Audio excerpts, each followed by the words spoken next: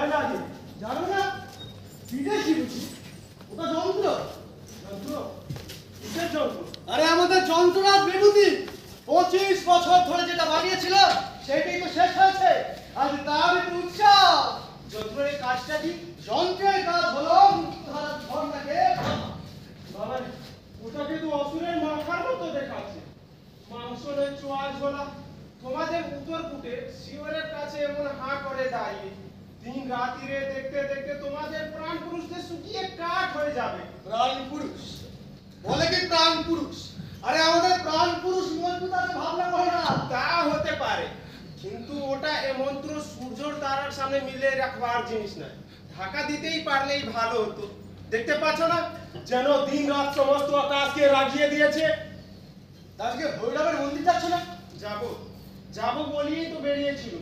প্রত্যেক বছর তো এই সময়ে আসি, কিন্তু মন্দিরের উপরে আকাশ কখনো এ মন্ত্র বাধা দেখিনি। হঠাৎ ওইটার দিকে তাকিয়ে আজ আমার ঘাস শিউরে উঠল। যাই দিয়ে আসি পুজো, কিন্তু কিন্তু আমার মন পছন্দ হয়নি। যাও যাও যাও, জয় ভৈরব, জয় ভৈরব।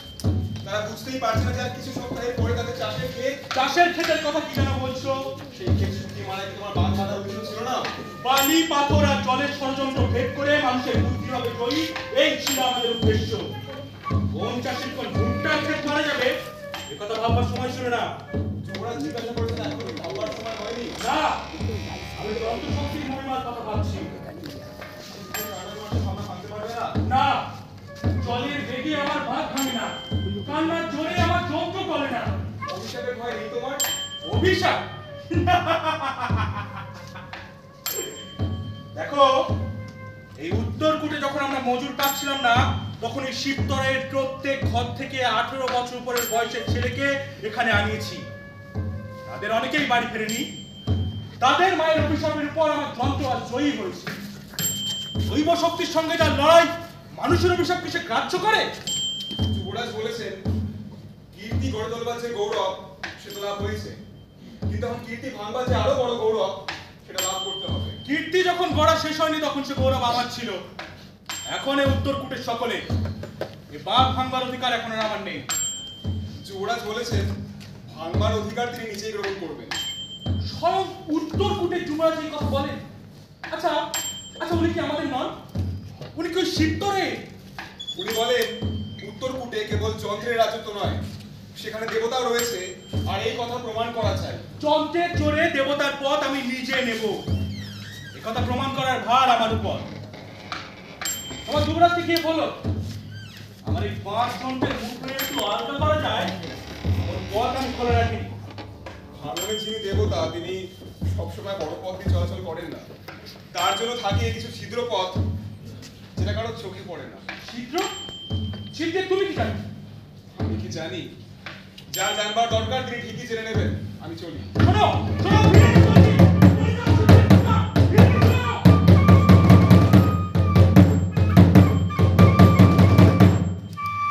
বাহ যন্ত্ররাজ, তুই তো মস্ত লোকে। কখন আমাদের ছাড়িয়ে চলে এসছো টেরই পাইনি। সেই তোর চিরকাল অভ্যেস। ও কখন ভিতরে ভিতরে ফাঁকি দিয়ে সবাইকে ছাড়িয়ে চলে যায় বোঝাই যায় না। সেই তো আমাদের চৌবাগান গ্রামী বুদ্ধি।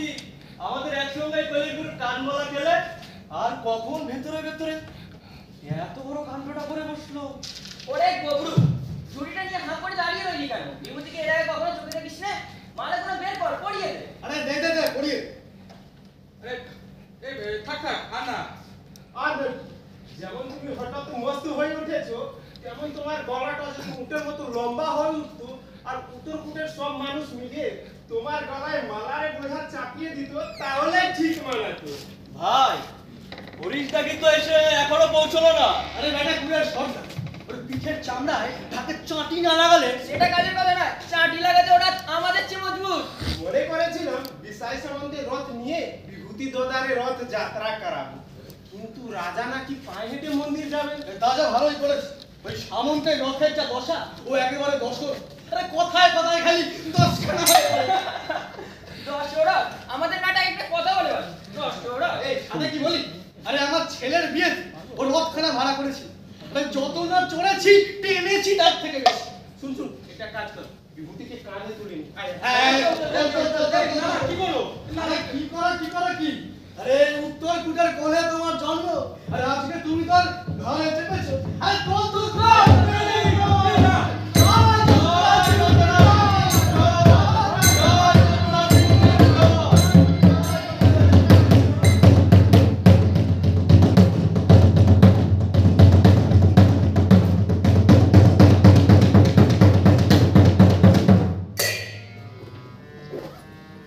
শিবতরাজের প্রজাদের তো কিছুতেই বাধ্য করতে পারলে না।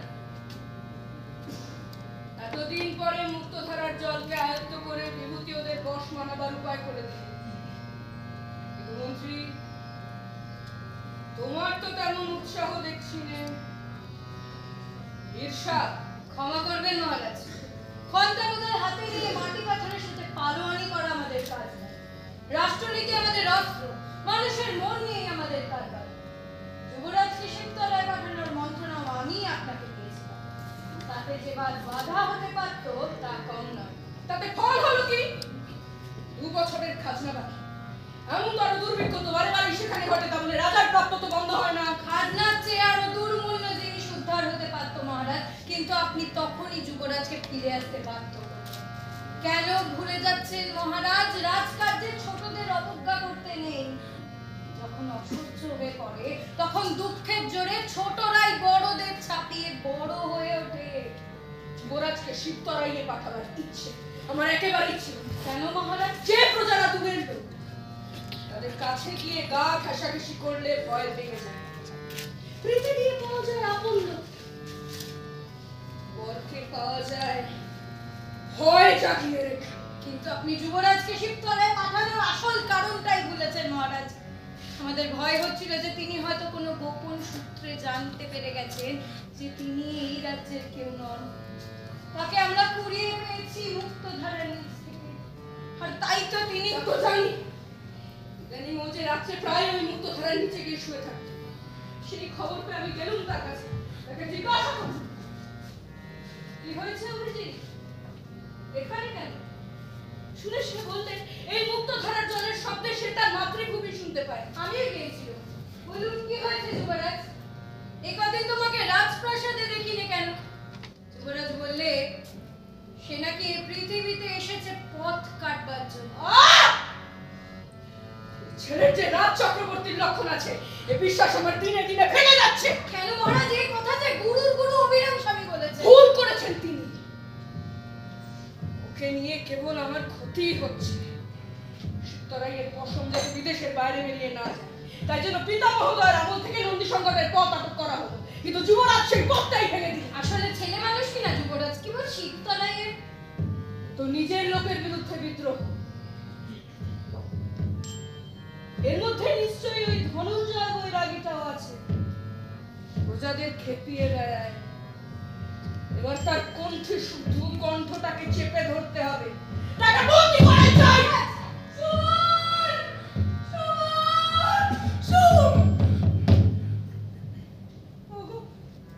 তোমরা কি সূর্য তো অস্ত যায়, আমার সময় যে এখনো ফিরল না। তুমি কে? আমি কেউ না, আমার যে সব ছিল তাকে এই পথে নিয়ে চলে গেল। আচ্ছা এই পথের কি কোনো শেষ নেই? আমার সময় কি তবে এখনো চলেছে? কে বলে চলেছে? মন্ত্রী, হ্যাঁ মহারাজ, এর ছেলেকে বাদ। তুমি খেদ করো না। পৃথিবীর সবচেয়ে মহান যে দান তোমার ছেলে আজ তাই পেয়েছে। তাই যদি সত্যি হবে তাহলে সে দান সে আমার হাতে এনে দিতে শুনতে পেলাম। আমি যে তার মা। দেবে, এনে দেবে। সেই সন্ধে এখনো আসেনি। তোমার কথা সত্যি হোক বাবা, আমি ভৈরবের মন্দিরের পথে পথে তার জন্য অপেক্ষা করব। সমান সমান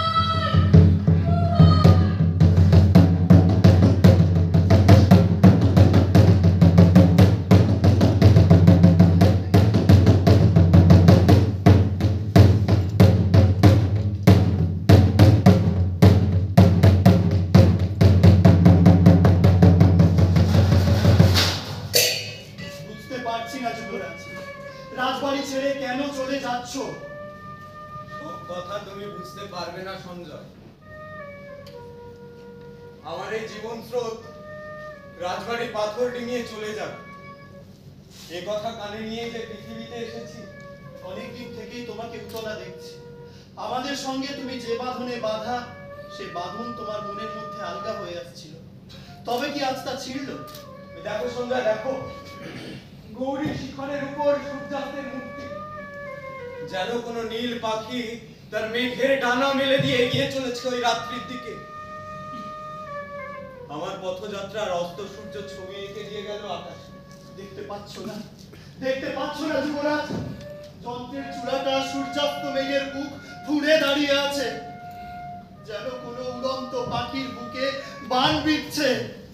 সে তার ডানা ঝুলিয়ে রাত্রি গহ্বরের দিকে পড়ে যাচ্ছে। এ আমার ভালো লাগছে না যুবরাজ, এ আমার ভালো লাগছে না যুবরাজ। যুবরাজ, বিশ্রামের সময় হলো, চলো রাজবাড়িতে যাই। বিশ্রাম? যেখানে এত বাধা সেখানে কি বিশ্রাম চলে সঞ্জয়? রাজবাড়িতে যে তোমার বাধা, সে কথা এতদিন পরে তুমি কি করে জানলে? বুঝলুম। যখন শুনতে পাওয়া গেল ওই মুক্ত ধারার পায়ে ওরা বেড়ি পড়াতে চায়, ঠিক তখনই বুঝলি। তোমার এই কথার অর্থ আমি পাইনি যুবরাজ। দেখো সঞ্জয়, এই মানুষের ভিতরকার রহস্য বিধাতা কোথাও না কোথাও ঠিক লুকিয়ে রেখে যায়। ঠিক সেরকমই আমার অন্তরের সমস্ত গোপন রহস্য লুকানো আছে ওই মুক্তধারার মধ্যে।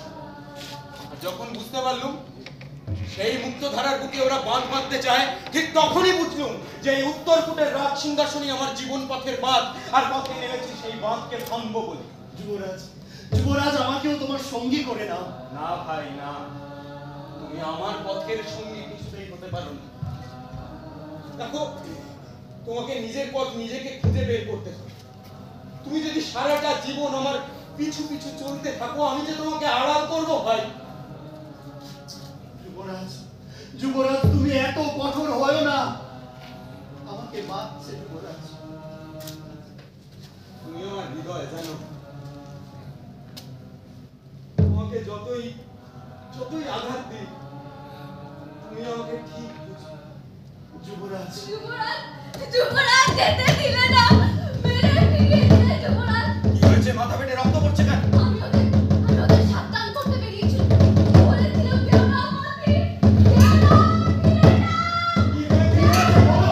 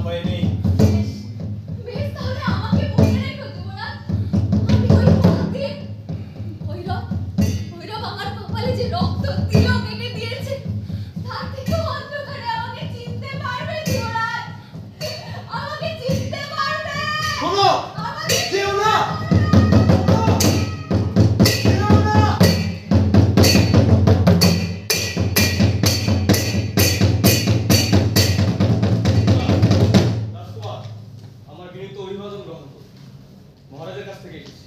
কি তার আদেশ? গোপনে বল। গোপন? আমার কাছে গোপন? সেই তো আদেশ।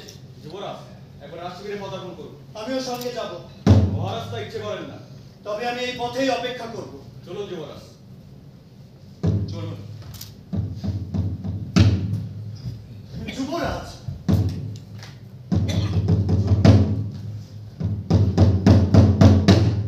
বাবা, উত্তরকূটের বিভূতি মানুষটিকে? কেন? তাকে তোমার কি প্রয়োজন? আমি বিদেশি, সে দেওতলি থেকে আসছি। শুনেছি উত্তরকূটের সবাই নাকি মনপথে পুষ্পবৃষ্টি করছে। তা সাধু পুরুষ বুঝি? বাবার দর্শন করবো বলে নিজের মালঞ্চে ফুল এনেছি। সাধু পুরুষ না হোক, তবে বুদ্ধিমান পুরুষ বটে। কি কাজ করেছেন তিনি? তিনি আমাদের ঝর্ণাটাকে বেঁধেছেন। তাই পুজো? তাতে কি দেবতার কাজ হবে? না না না, দেবতার পায়ে বেড়ি পড়বে। তাই পুষ্পবৃষ্টি ঠিক বুঝলুম না। বুঝে কাজ নেই, যাও ফিরে যাও। শোনো, দেবতার জন্য আনা ফুল অপাত্রে নষ্ট করো না। যাও যাও, ফিরে যাও। শোনো, তোমার ওই শ্বেত পদ্মটি আমায় বেচবে? সাধুকে দেব মনন করে যে ফুল এনেছিলুম, সে ফুল তো বেচতে পারবো না। যে সাধুকে আমি সবচেয়ে বেশি ভালোবাসি, তাকেই দেবো এই ফুল। তবে এই নাও। না না, মূল্য দেব না। বাবাকে আমার প্রণাম জানিও, আর বলো আমি দেওতলির দুঃখিনী ফুলওয়ালি। একই দাদা কোথায়? শিবিরে তিনি বন্দী। যুবরাজ বন্দী? একই স্পর্ধা। এই দেখো, মহারাজের আদেশ করতে হবে। একই এ কার ষড়যন্ত্র? আমাকে এখনই একবার তার কাছে যেতে হবে। তবে আমাকে বন্দী করো, আমি বিদ্রোহী। আদেশ নেই। আদেশ নেই? আমি এখনই চললাম তার কাছে আদেশ নিতে। বিজয় পাল এই পদ্মটি আমার নাম করে দাদার হাতে দিন। চলি বিজয় পাল, চলি।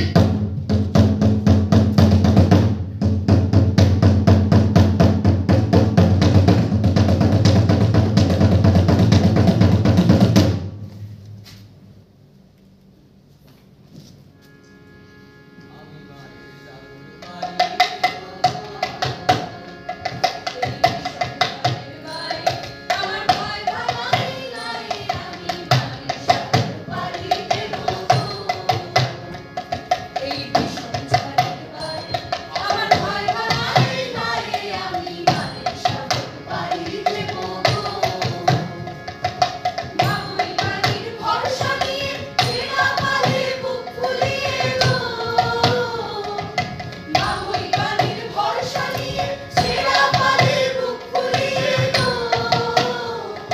আমার ওই বাড়িতে যাবে তোরে, ওই বাড়িতে যাবে তোরে, ছায়া বাটির ছায়ে আমি বাড়ির সাথে বাড়ি দেব গো। এই ভীষণ ঝড়ের গায়ে আমার ভয় ভাঙাই নাই, আমি বাড়ির সাথে বাড়ি দেব গো।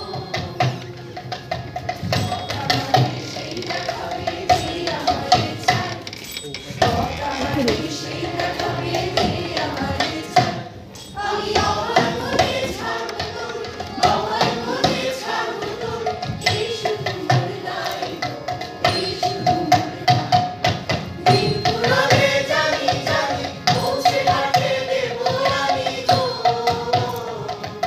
দিন ফুরালে জানি জানি পৌঁছে ঘাটে দেব আমি গো। আমার দুঃখ দিনে রক্ত কম, দুঃখ দিনে রক্ত কম, তোমার করুণ গায়ে বাড়ির সাথে বাড়ি দেব গো। এই ভীষণ ঝড়ের গায়ে আমার ভয় ভাঙাই নাই, আমি বাড়ির সাথে বাড়ি দেব গো।